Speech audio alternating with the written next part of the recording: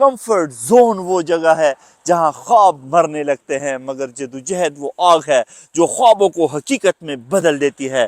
جب آپ مشکل کو قبول کر لیتے ہیں تو آپ کے اندر کا خوف بھی۔ السلام علیکم ورحمۃ اللہ میرے بھائیو۔ پرندے بھی پنجروں میں محفوظ رہتے ہیں، اسے دانہ بھی پانی بھی ملتا ہے، مگر وہ آسمان کی وسعتوں کو نہیں جانتا۔ اصل آزادی تب ملتی ہے جب وہ کھلے آسمان میں اڑان بھرتا ہے۔ خطرہ بھی ہوتا ہے، تکن بھی ہوتی ہے، مگر پہچان وہی بنتی ہے۔ انسان بھی اگر صرف محفوظ راستے چننا شروع کر دے تو وہ غیر معمولی نہیں بن سکتا۔ غیر معمولی کامیابی کے لیے غیر معمولی جدوجہد ضروری ہوتی ہے۔ کمفرٹ زون وہ جگہ ہے جہاں خواب مرنے لگتے ہیں، مگر جدوجہد وہ آگ ہے جو خوابوں کو حقیقت میں بدل دیتی ہے۔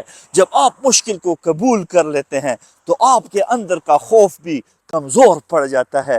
زندگی آپ کو نئے زاویوں سے نظر آتی ہے، نئے مواقع سامنے آتے ہیں، مگر یاد رکھیں میری یہ بات، اڑان بھرنے کے لیے پنجرہ چھوڑنا پڑتا ہے۔